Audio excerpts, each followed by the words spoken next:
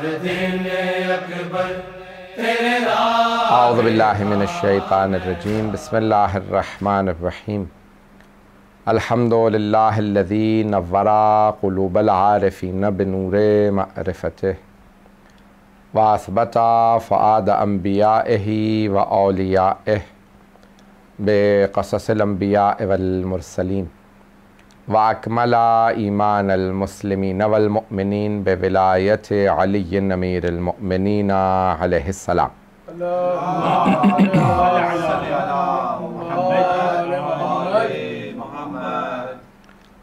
वस्सलातु वस्सलाम व तहिय्यतु वल इकराम अला अफ़ज़लिल मौजूदात अल अब्दिल मुअय्यद वर रसूलिल मुसद्दद अल मुस्तफ़ल अमजद अल महमूदिल अहमद आनी अबुल क़ासिम मुहम्मद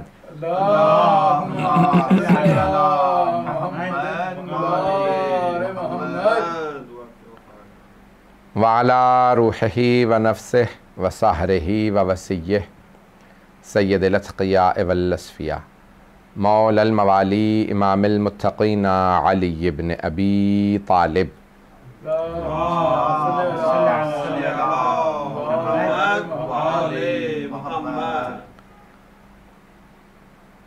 व अला औसियाइह ला सिय्यमा बक़िय्यतिल्लाहि फ़िल अरज़ीन रूही व अरवाहुल आलमीन लितुराब मक़दमिहिल फ़िदा वल्लअनतुद दाइमतु अला अअदाइहिम अजमईन मिनल आन इला क़ियाम यौमिद्दीन। अम्मा बअदु फ़क़द क़ालल्लाहुल हकीम फ़ी किताबिहिल करीम। बिस्मिल्लाहिर रहमानिर रहीम। उदऊनी अस्तजिब लकुम। सदक़ल्लाहुल अलीयुल अज़ीम। सलवात।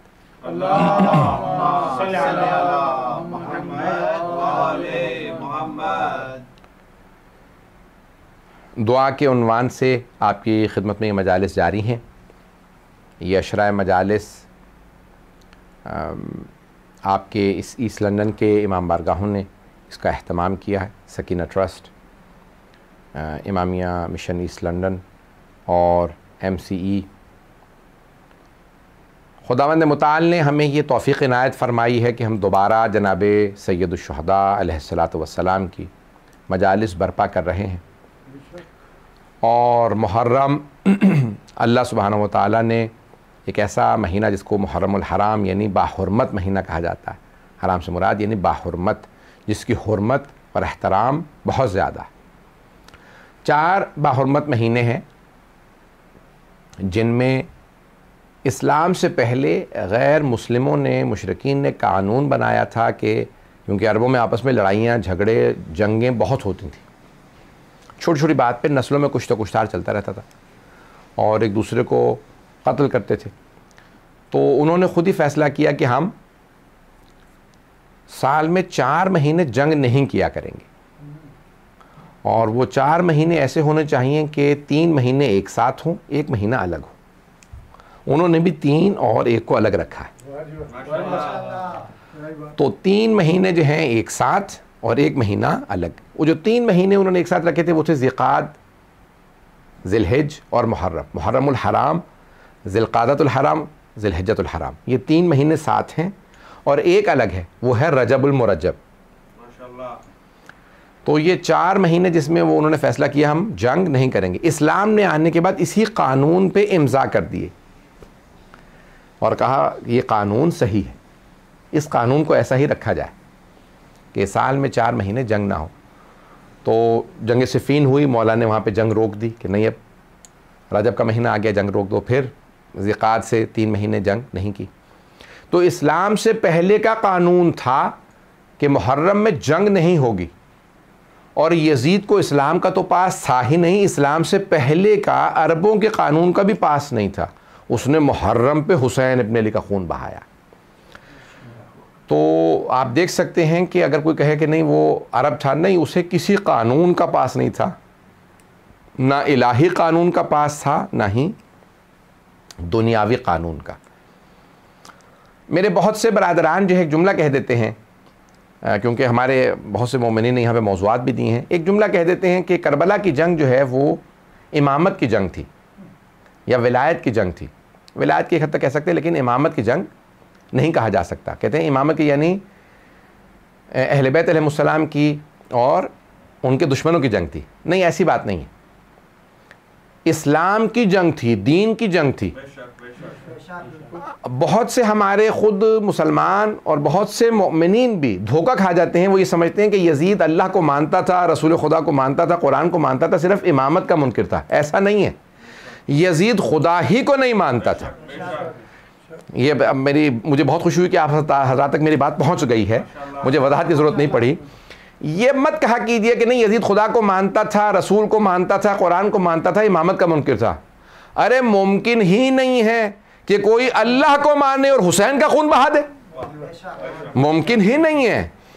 और इसलिए ये कहना ही नहीं चाहिए कि वो अल्लाह को, जो करबला में आए थे वो अल्लाह को मानते थे, रसूल को मानते थे, कुरान को मानते थे, नमाज को मानते थे, इमाम हुसैन को नहीं मानते थे इसलिए इमाम हुसैन के खिलाफ थे। नहीं, ऐसा नहीं है। वो किसी चीज़ को नहीं मानते थे। मैं एक जल्दी से यजीद का शेर पेश कर देता हूँ ताकि आपको वाज़े हो जाए कि यजीद खुदा ही का मुनकिर था, रसूल का, कुरान का, हर चीज़ का मुनकिर था, सिर्फ इमामत का नहीं, हर शय का मुनकिर था। सुनना चाहेंगे कि जब रिवायात में है, तारीख़ के अल्फाज हैं और तारीख़ में जुमला मौजूद है कि जब अहले बैत के सर लाए जा रहे थे, शाम में बीवियों कैदी बना के लाया जा रहा था, तो यजीद उस वक्त शराब पी रहा था और शराब पीते हुए जाम हाथ में था। बार बार बाज उसके पास कुरान के औराक पड़े थे, उन पे रखता था, शराब के जाम को रखता था। और नशे की हालत में बार बार इंसान, क्योंकि बाज़ औक़ात उसकी चीज़ें छुपी होती हैं, जब ड्राउजी हो जाता है तो उसकी हकीकत सामने आ जाती, तो उसकी हकीकत ज़बान पे आ रही थी और वह बार बार यही शेर पढ़ता था, लाउबत हाशिम बिल मुल्क फला वहिया नज़ल वाला मलकुन जा। ये बनी हाशिम ने खेल खेला था, ना कोई फरिश्ता आया है, ना कोई वही है, ना खुदा है, ना मोहम्मद है, ना कोई जिब्राइल है, ना कुरान है, मैं कुछ नहीं मानता, मेरे अजदाद सही थे, मोहम्मद गलत था। वो अपनी असलियत बता रहा था कि ना वो अल्लाह को मानता है, ना रसूल को, ना कुरान को, ना हज़रत जिब्राइल को, ना हज़रत रसूल खुदा को।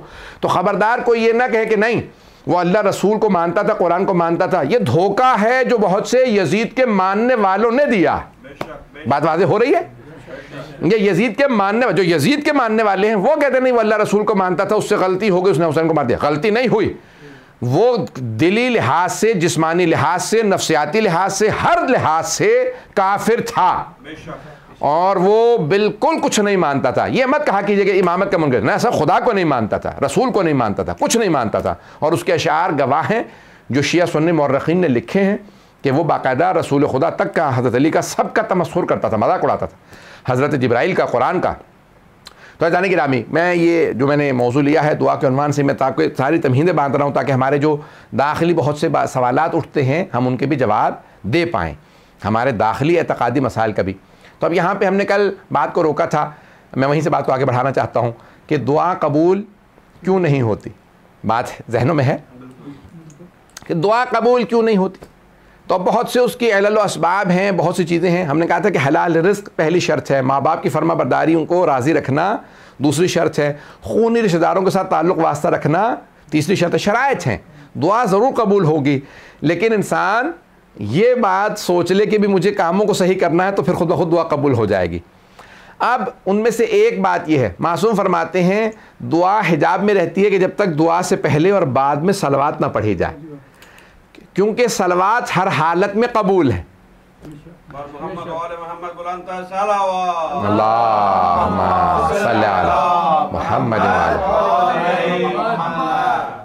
सलवात जो है वो हर हालत में कबूल है। और दलील क्या है हर हालत में कबूल है? ये आयत, इन्नल्लाहा व मलाइकतहु युसल्लूना अलन नबी या अय्युहल्लज़ीना आमनू सल्लु अलैहि व सल्लिमू तस्लीमा। अल्लाहुम्मा सल्लि अला मुहम्मद कि बेशक कि अल्लाह और उसके मलाइका नबी और उनकी आल पे, नबी पे दुरूद और सलाम भेजते हैं। ए ईमान वालो तुम भी दुरूद और सलाम भेजा करो। तो जिस काम में अल्लाह कह रहा कि अल्लाह भेजता है वो काम रद्द नहीं होता। इसलिए हमारे आइम्मा अलैहिस्सलाम ने फरमाया कि जब भी दुआ मांगो तो दुआ से पहले भी सलवात पढ़ लिया करो, दुआ के इख्तिताम पे भी। कहा मौला दो जगह क्यों? कि अगर इब्तिदा भी कबूल है, इंतहा भी कबूल है, तो जो शय वसत में होगी उसे रद्द नहीं किया जाएगा। तो इसलिए दुआ की कबूलियत के लिए सलवात एक शर्त है। और बहरहाल बहुत सी शराइत हैं, बहुत से हमारे दुआएं कबूल नहीं होती। बाज़ औक़ात मसलहत नहीं होती, मैं एक वाक़या जल्दी से पेश कर दूँ, ये मशहूर और मारूफ वाक़या है, मैं इसको पहले पढ़ चुका हूँ किसी मकाम पे। मरहूम अल्लामा अमीनी, शेख अब्दुल हुसैन अमीनी साहिब अल-गदीर, जिन्होंने किताब लिखी है अल-गदीर, गदीर खुम के वाक़े को उन्होंने साबित किया है। 20 जिल्दों में किताब लिखी है अल-गदीर फिल किताब व सुन्नत वल अदब। 11 जिल्दें छपी हैं, लेकिन उन्होंने 20 जिल्दें लिखी हैं। 9 जिल्दें नहीं छपी थी, उनके बेटा कहता है कि वो छोटे कागज़ पे थी और वो बड़े बक्सों में रखी थी, तो उनके बेटे वगैरह सब नजफ़ में छोड़ के आ गए, क्योंकि उनकी ख़बर वहीं है, उनकी लाइब्रेरी वहीं थी। सद्दाम ने जब निकाला कि भाई तुम लोग ईरानी हो, निकल जाओ, तो वो वहाँ पर छुपा के आ गए कि हम जब ज़िंदगी मोहलत मिली तो हम दोबारा जाके छपा देंगे। अब उस पर काम हो रहा है, देखें अल्लाह करे छप जाए। अल-गदीर फिल किताब यानी किताबुल्लाह व सुन्नत वल अदब। गदीर अल्लाह की किताब में, सुन्नत नबवी में, और अदब यानी शुअरा के कलाम में। तो 3 चीज़ों के ऊपर मुश्तमिल उन्होंने पूरी किताब 20 जिल्दों पे लिखी है। और सबसे बड़ा कमाल उनकी किताब का ये है कि उन्होंने तमाम अहादीस अल-गदीर की जो साबित की हैं कि गदीर खुम में कुछ हुआ है, तमाम अहादीस अहले सुन्नत की किताबों से जमा की हैं। कहना बड़ा आसान है, कहना बड़ा आसान। भाई शियों का मौजू है गदीर, भाई शिया मजहब की बुनियाद है गदीर। भाई 2 चीज़ें हमारी बुनियाद है, शियों की पहचान है 2 चीज़ें, गदीर खुम और मैदान करबला।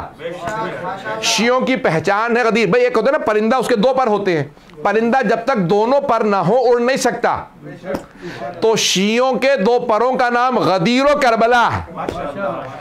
बगैर इनके शिया शिया ही नहीं है।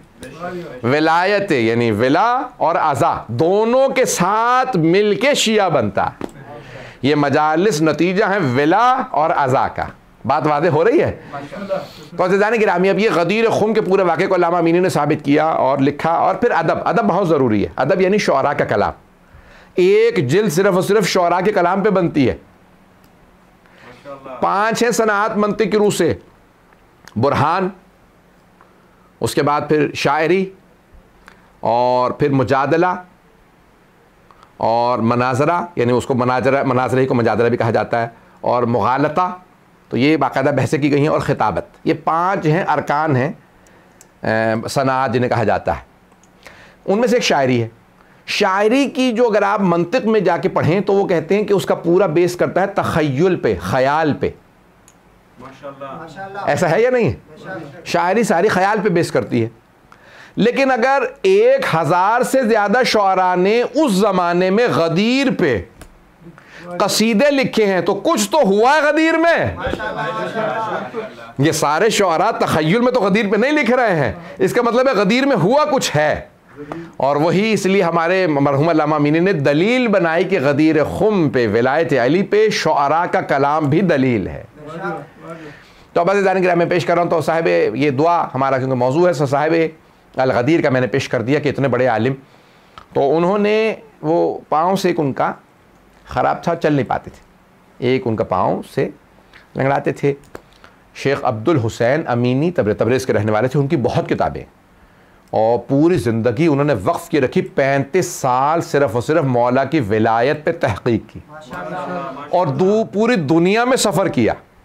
कोई दुनिया के हिंदुस्तान तक गए, लखनऊ गए, और पता नहीं कितने महीने नासरिया लाइब्रेरी में रहे, नासरुल मिल्लत की लाइब्रेरी में रहे, क्योंकि उनके पास नायात किताबें थी। नायाब बड़े बड़े नवाबीन ने उन्हें किताबें ले लेके दी थी। लखनऊ में उस ज़माने में किताबें प्रिंट होना आसान नहीं था। तो पूरी दुनिया का उन्होंने जहाँ जहाँ मिस्र गए, हर जगह गए, जहाँ पता चला कि यहाँ की लाइब्रेरी है वहाँ जाते थे, कहते थे अच्छा ये मेरे पास नहीं है, वहाँ से फ़ौरन बैठ के उसमें से मतालिब निकालते थे जो विलायत अली पे थे। 35 साल मेहनत करने के बाद अल-गदीर लिखी। देखिए उलमा की मुखालफत करना बड़ा आसान है, उनकी ज़हमतों को सराहना बड़ा मुश्किल है, लेकिन सराहा जाए जब जिसने किसी ने मेहनत की है। मैं यहाँ रुक के एक और जुमला कह दूँ, मरहूम मोहम्मद तक़ी अंसारी या किसी बुज़ुर्ग आलिम दीन का, मोहम्मद तक़ी इस्फ़हानी का ज़ाहिरन ये वाक़या है। वो कहते थे मैं सोचा करता था कि मरहूम साहिब अल-गदीर 1969 या 70 में इंतकाल हुआ इनका, 1969 या 70 में इंतकाल हुआ साहिब अल-गदीर अल्लामा अमीनी का। नजफ़ में वहीं पे दफन है। मैं उनकी कब्र पे गया था फातिहा के लिए, तो बहरहाल बहुत पहुँचे हुए। तो कहते थे मैं सोचा करता था कि भाई इनको क्या मकाम मिलेगा जन्नत में। तो कहने लगे मैं सोचा करता था, लेकिन एक मतलब मैंने ख्वाब देखा और ख्वाब में देखता हूँ कि जनाब अमीर हौज़े कौसर पे खड़े रसूल खुदा के साथ, और बड़े बड़े उलमा जय्यद उलमा खड़े हैं कि हमें सैराब कर दें, हौज़े कौसर से पानी पिला दें। कि इतने में खुद मैंने देखा कि अल्लामा अमीनी आ रहे हैं और अमीरुल मोमिनीन ने मौला कायनात ने खुद आवाज़ के कहा रास्ता बनाओ, अब्दुल हुसैन अमीनी आ रहा है। पता नहीं लोग हैं या नहीं है। उलमा से कहा रास्ता बनाओ, अब्दुल हुसैन अमीनी आ रहा है। तो जैसे करीब आए तो मौला ने कहा कि तूने दुनिया में मुझे रू सफ़ेद किया था, कि तूने हर जगह, लोग कहते थे नहीं अली की विलायत नहीं है, अली का हक नहीं बनता था। कहा तूने दुनिया में रू सफ़ेद किया, हर जगह मेरी विलायत का दिफा किया, आखिरत में मैं तुझे रू सफ़ेद करूंगा। कहा तेरे चेहरे पे मैं पानी डालूंगा, तूने दुनिया के अंदर हर जगह मेरी विलायत का दिफा किया। जहां तू खड़ा हो जाता था कहता था मैं अली वाला हूं, रोक के दिखाओ। अकेले जामिअतुल अज़हर गए थे, अकेले, और तमाम 85 मुफ्ती आज़म से, मुफ्तियान आज़म से अकेले ने मनाजरा करके अली की विलायत को साबित किया था। तो पूरी दुनिया में गए और कहते थे कि जब मैं लखनऊ गया तो मैं वहाँ पे सिर्फ़ और सिर्फ अज़ान की आवाज़ से पता चलता था कि नमाज का वक्त हो गया। मैं बाहर नहीं निकलता था, वहीं रहता था कि जितना वक्त मिला है मैं जितना भी इस्तेफादा कर सकूँ। तो दुआ मेरा मौजू, मैंने ये सारी उनकी तमहीद बताई कि आम आदमी का वाक़या नहीं सुना रहा, इतने पहुँचे हुए आलिम। कहते हैं मैं हमेशा शब जुमा मौला के हरम में दुआ के लिए, ज़ियारत मुस्तहब है, ज़ियारत इमाम हुसैन अलैहिस्सलाम पढ़ना शब जुमा में, तो कहते थे मैं मौला के हरम में जाके ज़ियारत इमाम हुसैन पढ़ता था, मौला की ज़ियारत पढ़ता था, मौला हुसैन की दुआ को मैं जो भी आमाल वगैरह शब जुमा के आमाल हैं मैं वहाँ हरम में करता।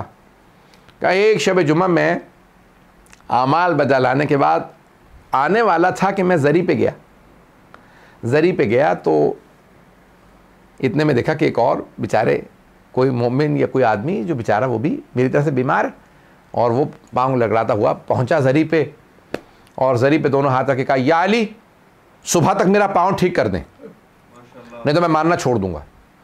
मैंने कह एक मरतबा उससे देखा कि भी इस किस्म का गुस्ताख आदमी इस तरह से मांग रहा है जैसे उधार दे के गया।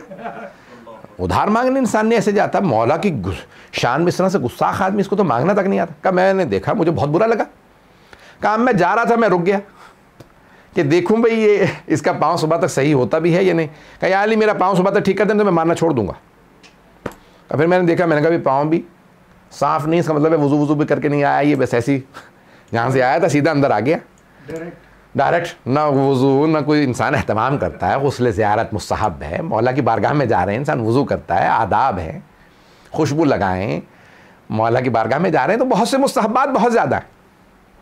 ना मैंने देखा भाई ये बैठा रहा और पूरी रात ना कोई दुआ पढ़ी, ना कोई ज़ियारत पढ़ी, ना कोई तस्बीह, ना कोई कुरान, ना कुछ, बैठा सो रहा। मैं कुरान लेके बैठा रहा, देखता रहा कि क्या करता है ये, क्या कुछ भी नहीं, पता ही नहीं, उसे आदाब ही नहीं मालूम। रात बैठा रहा वहाँ पे, टेक लगा के बैठा रहा, सोता रहा। क्या मुझे बहुत ताज्जुब हुआ कि कैसे कैसे लोग हैं। कहा सुबह उसने जैसी अजान हुई तो फ़ौरन उठा के वो अजान हो गई, इसका मतलब है सुबह हो गई। फ़ौरन उठा, चल के देखा मेरा पाँव ठीक हुआ या नहीं हुआ। जैसे ही चला तो देखा पाँव उसका ठीक हो चुका था।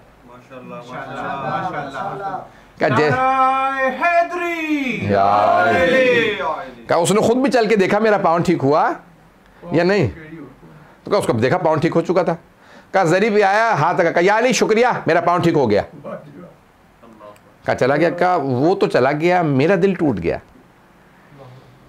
3 वजूहात से। कहा मौला 35 साल हो गए आपकी ज़री पे, अपने जूते मेरे टूट गए, यहाँ आता हूँ घर से आप, बस उसके अलावा मेरा कोई और जगह ही कुछ नहीं। हरम या घर, घर या हरम या किताब खाने, लिखता हूँ पढ़ता हूँ, मुज्तहिद बना, इतने तलबा दुनिया भर से आते हैं उन्हें पढ़ाता हूँ, मुज्तहिद बना। दूसरा अल-गदीर लिख रहा हूँ, पता नहीं बात पहुँच रही है नहीं पहुँच रही। हरम में रहता हूँ, मुज्तहिद बना हूँ, अल-गदीर लिख रहा हूँ, आज तक मेरा पाँव सही नहीं हुआ। उनका भी वो कहने लगे वो आया ना, उसकी कोई इबादत ना कुछ, और उसने ज़री पे हाथ रखा, सुबह पाँव ठीक, घर चला भी गया। कहा लेकिन मेरी इतनी हिम्मत नहीं थी, इंसान जितना उसका रुतबा ज़्यादा होता है ना, उसके अदब आदाब उतने ज़्यादा होते हैं। मेरी हिम्मत नहीं हुई कि मैं मौला की ज़री पे शिकवा करूँ कि मौला मेरा पाँव ठीक नहीं हुआ। कहा तो कुछ नहीं, मैंने ज़री पे दोबारा ज़ियारत पढ़ी, फजर के बाद चला गया। अब पूरी रात जागता रहा था, नींद आ रही थी, सुबह जाके सो गया। आपका दिल एक बात खटकने लगी, भाई क्यों मेरी अब तक दुआ कबूल नहीं। कहा मैंने जैसे ही मैं सोया तो ख्वाब में देखा जनाब अमीर तशरीफ़ लाए, तो मौला कायनात आए और कहा अब्दुल हुसैन अमीनी क्या बात है, यानी ख्वाब में भी पूछ रहे हैं कि क्या बात है, यानी दिल में कोई बात तो नहीं है। तो कहा कि नहीं मौला कोई बात नहीं। कहा ख्वाब में भी मेरी जुर्रत नहीं हो रही कि मैं मौला से शिकवा कर सकूं। कि मेरे दिल में शिकवा तो है मौला, मेरा पाँव ठीक नहीं हो रहा। कहा ए अब्दुल हुसैन अमीनी, उसने मुझे चैलेंज किया था सुबह तक पाँव ठीक कर दे मारना छोड़ दूंगा। कहा उस बेचारे का इतना ही ईमान था, अगर पाँव ठीक ना होता तो उसका ईमान चला जाता। पता नहीं बात पहुंची या नहीं पहुंची। कहा उस बेचारे का ईमान इतना ही था, अगर पाँव उसका ठीक ना होता, वो कहता या अली मेरा पाँव ठीक नहीं, मैं क्यों मानूं आपको, तो मैंने उसका पाँव इसलिए ठीक कर दिया। अब आप बहुत से हमारे शिया अक्सर कहते मौलाना हमारे मोहल्ले के अक्सर अहले सुन्नत आते हैं, मन्नतें उठाते हैं, उन सबकी मन्नतें पूरी हो जाती हैं, हमारी मन्नतें वहीं की वहीं। ओ भाई वो जितने भी आते हैं वो आते ही सिर्फ मन्नतों के लिए हैं। पता नहीं लोग हैं या नहीं है। मैं जुमला पेश करूंगा, गौर से सुनिएगा, मुझे सारे मजमे की तवज्जो चाहिए। कि दुआ मौजू है, मैं इब्तदाई मजालिस है, मुझे आज ये एक मौजू इसको गहराई में लेके जाना है, तो इसलिए पेश कर रहा हूँ। तो अब अल्लामा अमीनी कहते हैं कि मौला ने ख्वाब में मुझसे कहा कि अब्दुल हुसैन अमीनी, उसका ईमान बस इतना ही था, उसने मुझसे कहा मेरा पाँव ठीक कर दे मानना छोड़ दूंगा। ए अब्दुल हुसैन अमीनी, पहली बात जहाँ तक तुम्हारे इज्तिहाद का ताल्लुक़ है तो उसका सवाब बहुत ज़्यादा आखिरत में मिलेगा। जहाँ तक तुम्हारे पाँव का ताल्लुक़ है, अगर तुम्हें पता चल जाए कि इस बीमारी या परेशानी का आखिरत में बदल क्या है, तुम कभी भी सेहत की दुआ ही ना मांगो। और तीसरे, अगर तुम मुझसे कह भी दो ना कि मैं या अली में मानना छोड़ दूंगा, मेरा पाँव ठीक कर दें, तब भी ठीक नहीं करूंगा। और जहां तक अल-गदीर का ताल्लुक है तो मेरा हक है कि तुम लिखो। पता नहीं लोग पहुंचे या नहीं पहुंचे। मेरा हक है, मैंने तुम्हें इतना दिया, इतना अता किया, मेरी विलायत तुम्हारे पास है। पता नहीं लोग हैं या नहीं है। तुम इतने काबिल हो, औरों में सलाहियत ही नहीं कि मेरी विलायत का दिफा कर सकें। हर एक में तो सलाहियत नहीं कि अल-गदीर लिख सके, तुम में सलाहियत है, मेरा हक है कि तुम लिखो। अगर आप में से कोई कहता मैंने इमाम मरगा बना दिया, तो कई पे मौला कहेंगे मेरा हक था कि तू बनाता।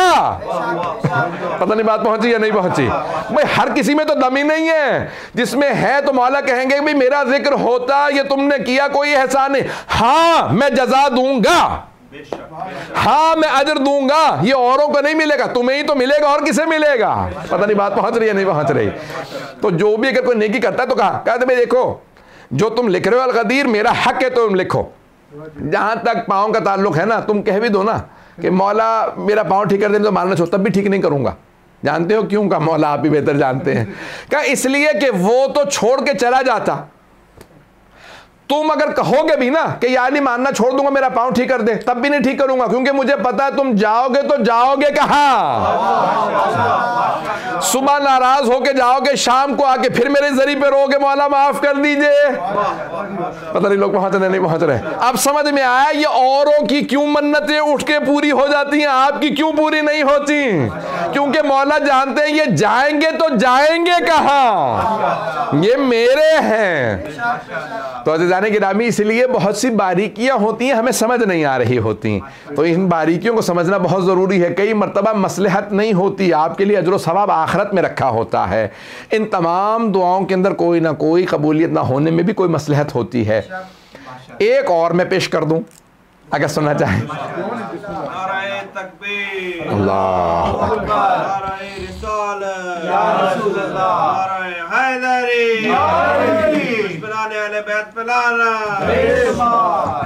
बस भाई आपकी मोहब्बतों की नज़र कर रहा हूँ कि जिस अंदाज से आप सुन रहे हैं, मैं जानता हूँ मजमा कम है, लेकिन जिस अंदाज से सुन रहे हैं वैसे सुनते रहे, मैं भी पढ़ता रहूँगा। तो जाने की रामी, अब एक चौथे इमाम से पूछा किसी ने कि मौला हमारी दुआएं कबूल नहीं होती, और बहुत से गुनाहगार लोग हैं उनकी फ़ौरन पूरी हो जाती है। हम मजलिसों में भी मिसाल के तौर पे आगे आगे बहुत से लोग हैं, मौलाना मैं तो हर मजलिस में भी आता हूँ, मैं हर मिलाद में भी आता हूँ, नमाज भी नहीं छोड़ता, उसके बावजूद मेरी तो दुआएं कबूल नहीं हो रही हैं। तो मैंने उनको यही सुनाया। मैंने कहा चौथे इमाम से किसी ने कहा मौला मैं तो बहुत कोशिश करता हूँ गुनाह भी ना करूँ, नेकियां भी करता हूँ, और कई गुनाहगार ऐसी शक्लें देखता हूँ कि बहुत गुनाहगार हैं, उनकी दुआएं कबूल हो जाती। तो मौला ने कहा कई मांगने वाले ऐसे होते हैं जिनकी आवाज़ अल्लाह को पसंद नहीं होती, तो अल्लाह फरिश्तों से कहता है इसे फौरन दे दो, दोबारा ना मांगे। पता नहीं लोग हैं या नहीं है। कई ऐसे मांगने वाले होते हैं अल्लाह उनकी दुआ दोबारा सुनना नहीं चाहता, कहा इसकी आज ही दे दो, दोबारा ना मांगे। और किसी का मांगना अल्लाह को इतना पसंद होता है, कहता है फरिश्तों गवाह रहना, इसको नहीं दे रहा ताकि मांगता रहे, मुझे इसका मांगना बहुत पसंद है। तो कोई इतनी मोहब्बत से मांगते हैं, इतनी अकीदत से मांगते हैं कि अल्लाह को और मासूमीन को उनका मांगना बड़ा पसंद होता है। तो इस अंदाज से मांगिए कि उससे आपका मांगना पसंद आए। बात पहुंच रही है? तो इसलिए बड़ी अकीदत से मांगना, यहाँ तक कि इंसान मांगे तो टूटे हुए दिल से। मैंने बहुत से लोगों को देखा कि बड़े रो रो के दुआ मांगते हैं। उनको देखते हुए इंसान को होता है कि वाकई ये दुआ है, जो हम करते हैं वो दुआ नहीं है, ये दुआ है। इतना मैंने देखा है, बाज़ लोगों की दुआ में असर होता है कि आंसू यहाँ पे दुआ शुरू करते हैं और उनके आंसू बहने लगते हैं। वाकई इंसान को यकीन हो जाता है कि हाँ, कुछ ऐसे दुआ मांगने वाले हैं कि जिनकी वजह से हर एक की दुआ कबूल होती है। तो रिवायत के अल्फाज हैं, कुछ ऐसे मांगने वाले होते हैं जिनकी वजह से सबकी, इतना बड़ा मजमा होता है उसमें बात कर, एक ऐसा होता है, एक जिसकी वजह से जब फरिश्ते आते हैं ना, अल्लाह कहता है जा उसकी दुआ ले आ। फरिश्ते कहते हैं परवरदिगारा उसी महफिल में जहाँ पे वो आदमी बैठा है, जा कहाँ जब जा रहे हो तो फिर सबके लिए आना दुआएं। पता नहीं लोग है या नहीं, देखिए वो करीम है, एक की दुआ के लिए भेजा कि भाई उसकी दुआ ले आना का परवरदिगारा, फिर बाकी लोग कभी सबकी जब जा ही रहे हो तो सबकी दुआएं ले आओ। वो इतना करीम है, गुनहगारों की दुआएं भी कबूल कर लेता है एक नेक की वजह से। अब समझ में आया ये मस्जिदों इमाम बारगाहों में दुआएं मांगना क्यों मुस्तहब है, क्योंकि वहां पे एक ऐसा होगा जिसकी वजह से दुआ कबूल हो रही होगी। इसीलिए कहा जाता है जरी पे जाओ, हरम में जाओ, वहां जल्दी दुआ कबूल होती है, हमारी वजह से नहीं। हम तो वही गुनाहगार हैं, लंदन में बैठ के मांगे, करबला में बैठ के मांगे। करबला में कोई हुसैन है जिसके सदक़े में दुआएं सारी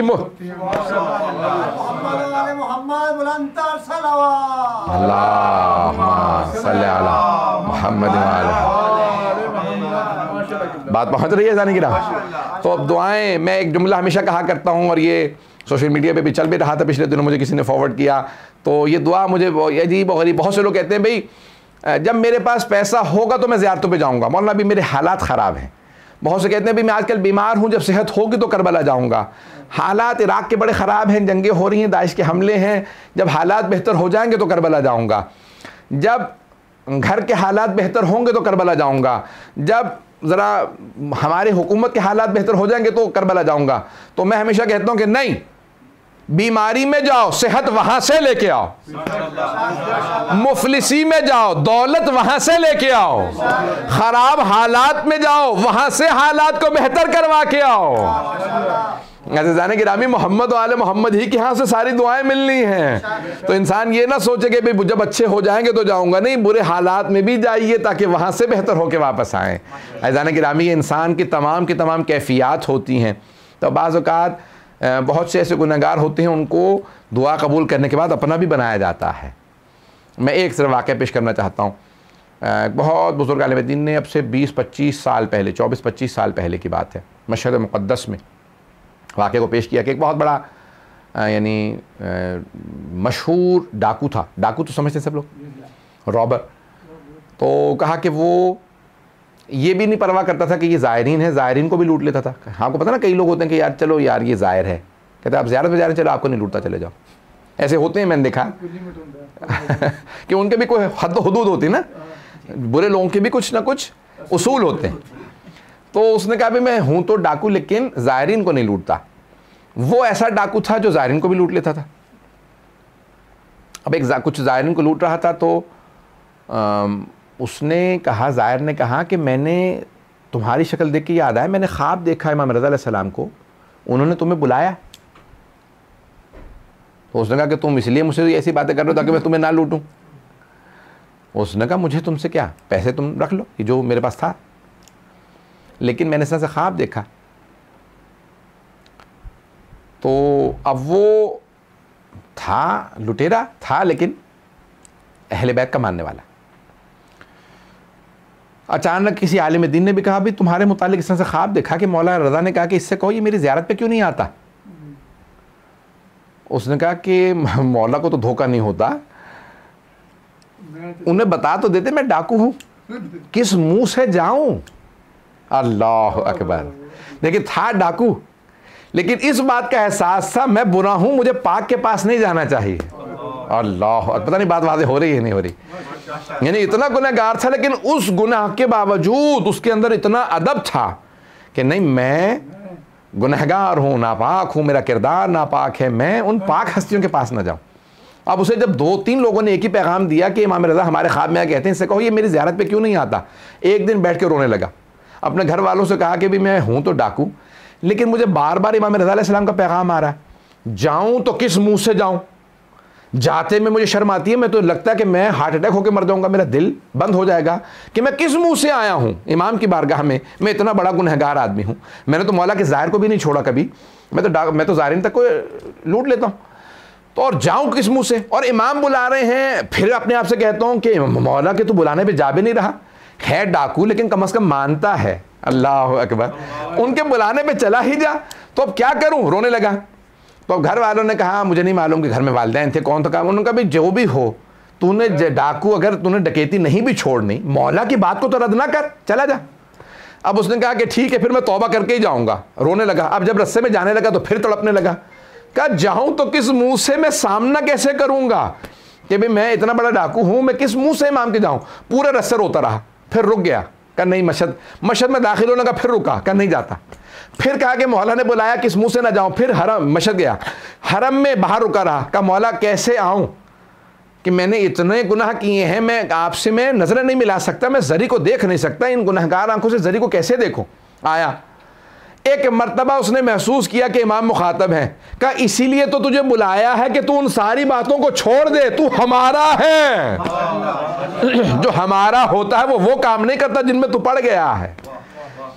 उलमा कहते हैं उसके बाद उसने ऐसी तौबा की कि चोरी डकैती तो दूर की बात से, फिर हमने जिंदगी में उससे गुनाह ही नहीं देखा। अज़ीज़ाने गिरामी, बाज़-औक़ात इंसान गुनाहों की वजह से दूर होता है, एक दुआ की वजह से करीब हो जाता है। उससे पूछा कि कौन सा ऐसा काम था तू करीब हो गया, कहा था तो डाकू, एक ज़ायर ने मुझसे कहा कि तूने सब कुछ लूट लिया है, मेरी ज़ियारत अब नहीं हो सकेगी, तो मैंने उसके पैसे वापस कर दिए थे, ज़ियारत ना रुक जाए कहीं मेरी वजह से। एक ज़ायर को ज़ियारत पे जाने दिया, मौला ने कहा नहीं अभी गुंजाइश है, दिल पूरा काला नहीं हुआ, अभी सफेदी बाकी है। जहां थोड़ी भी सफेदी बाकी हो अहले बैत हिदायत दे के ले आते हैं, लेकिन शर्त यह है कि इंसान में पाक होने की गुंजाइश बाकी हो। जहां सलाहियत हो वहां पे पाकीज़गी आ जाती है, जहां सलाहियत ही खत्म हो जाए तो फिर वहां बाज़ औक़ात दरवाजे बंद हो जाते हैं। दरवाजे बंद ना होने दें, जब तक दरवाजे खुले हैं आले मोहम्मद अलैहिस्सलाम के, तब तक इंसान की तौबा कबूल होती है। अज़ीज़ान गिरामी, ये हो सकती है इंसान कई मरतबा किसके दर पे जा रहा है, तो ये दुआओं की सजाबत के मुख्तलिफ़ तरीक़े हैं। तो मैंने कहा कि बहुत से लोगों की दुआएं कबूल नहीं होती, लेकिन बहुत से गुनहगारों की दुआएं कबूल हो जाती। मैं 4 से 5 मिनट की जहमत दूंगा, उसके बाद फिर मसाइल। नाराए तकबीर, अल्लाहु अकबर, नाराए रिसालत, या रसूल अल्लाह, नाराए हैदरी, या अली, बुलंदतर सलवात, अल्लाहुम्मा सल्ली अला मुहम्मद व आले मुहम्मद वाजिल फरजम। बस मैं एक आखिरी पहलू को पेश करूँगा कि बाज़ औक़ात रिवायात में आया है कि 3 गुरोहों की वजह से दुआ कबूल होती है। ये 3 गुरोह पेश कर दूं और फिर मसाइल। भाई आप लोगों ने बहुत मोहब्बत से सुना इसलिए पेश कर रहा हूँ। 3 गुरोहों दस्तों की वजह से दुआ कबूल होती है। रिवायत के अल्फाज हैं कि अल्लाह सुब्हानहू व तआला कहता है कि जब मैं लोगों के गुनाहों को देखता हूँ ना, तो दिल करता है मैं अजाब भेज दूँ। मैं अपने अंदाज से पेश कर रहा हूँ। लोगों के गुनाहों को देख के अल्लाह कहता है मैं चाहता कि मैं अजाब भेज दूं, लेकिन जब मैं 3 गुरोहों को देखता हूं तो मैं सारे अजाब टाल देता हूं। 3 गुरोहों को, कौन कौन से 3 गुरोह? का जब मैं माओं की गोदों में छोटे छोटे बच्चों को देखता हूं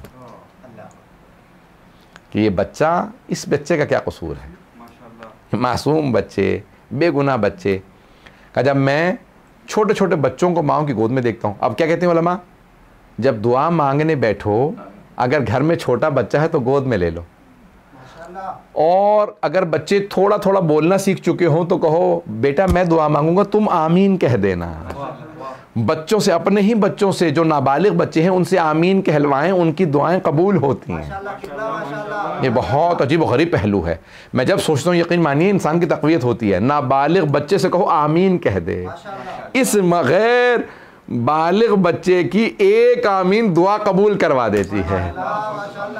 का दूसरा कहा कि वो जो बूढ़े अफराद होते हैं ना, जिनकी हड्डियां कमज़ोर हो चुकी होती हैं, बाल सफ़ेद हो चुके होते हैं, जब उन्हें देखता हूँ तो कहता हूँ गुनहगार थे, अब तो कमज़ोर हैं, मेरे ही तो हैं, मेरी मखलूक हैं। कहा जब उन्हें देखता हूँ, घर में कहते हैं अगर एक माँ बाप में से बूढ़ा भी हो ना तो खुदा का शुक्र करते रहो, तुम्हें मालूम नहीं है जो कुछ नहीं कर सकते अब, जो अब कुछ नहीं कर सकते, उन बूढ़े वालिदैन की वजह से घरों में रहमतें आती रहती हैं, उनकी वजह से रहमतें आती रहती हैं। इनके घर में बूढ़े आदमी हैं।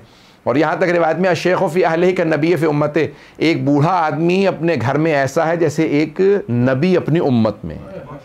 कितनी बड़ी हदीस है ये।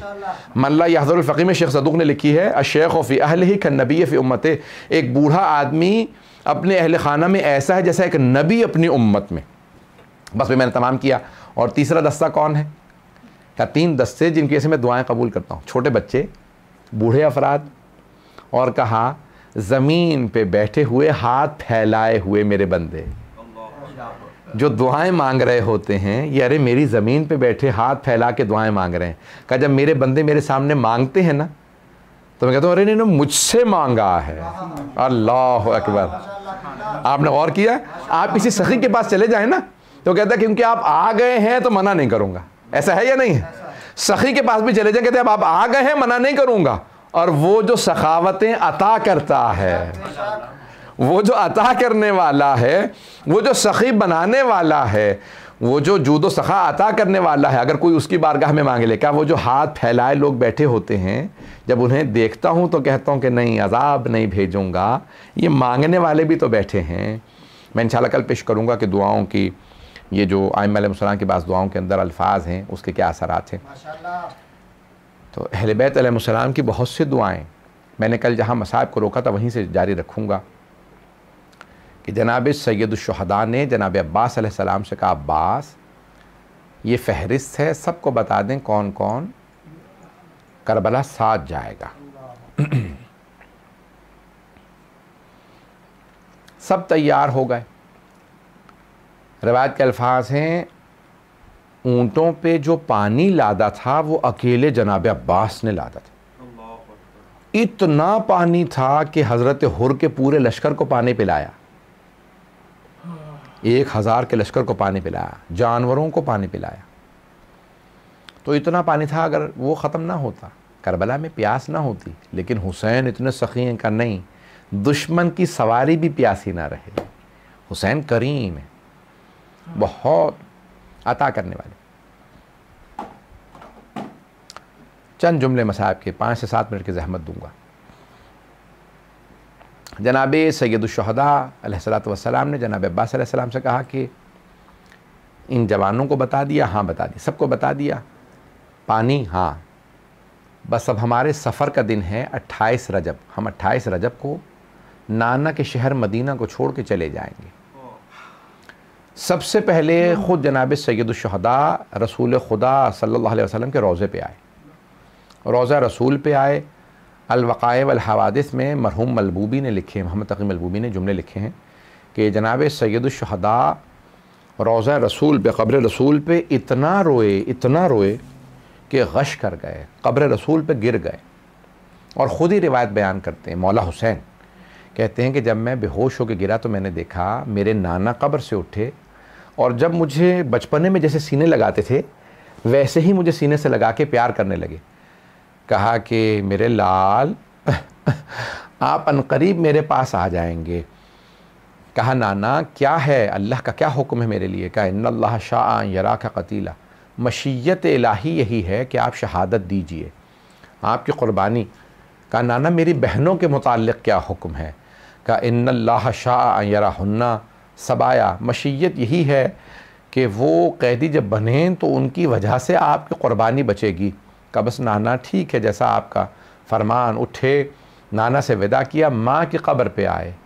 और आप जानते हैं ना जैसे एक बच्चा माँ से लिपट के रोता है, जनाब सैयदुश्शुहदा क़ब्र जनाब सैयदा से लिपटे और बुलंद आवाज़ से रोने लगे, अम्मा मैं करबला जा रहा हूँ, अम्मा मैं करबला जा रहा हूँ। मेरा दिल कहता है जनाब सैयदा ने कहा होगा मेरे लाल आप तन्हा नहीं जा रहे, मैं आपके साथ करबला आऊँगी। बल्कि मेरा तो दिल कहता, जनाब सैयदा ने कहा होगा, मेरे लाल जब आप जुलझना से गिरेंगे तो मैं अपना बुर्का वहाँ बिछा दूंगी। मेरे लाल जहाँ पे रेत पे आपका सर रखा होगा मैं अपने हाथों का रखूंगी। मेरे लाल मैं हर जगह पे आपके साथ रहूंगी। ए हुसैन जब आप अली अकबर के कलेजे से बर्छी निकालेंगे बेटा मेरा हाथ आपके हाथ के साथ होगा। ए हुसैन आप तन्हा नहीं जाएंगे। हर मकाम पे जनाब सैयदा बस एक मरतबा विदा किया, आए घर आए। घर आने के बाद जनाब सैयदुल शहदा मसनद बिछा के बैठ गए और अब्दुल्ला इब्न सना ने मुहारबी ने ज़ाहिरन रिवायत की है और ये मुख्तलिफ जो बड़े बड़े रवात हैं इन्होंने जुमला किया कि एक मरतबा कहा देखे तो सही कि रसूल खुदा के शहर वाले नवासे रसूल जान रिसालत को कैसे विदा करते हैं।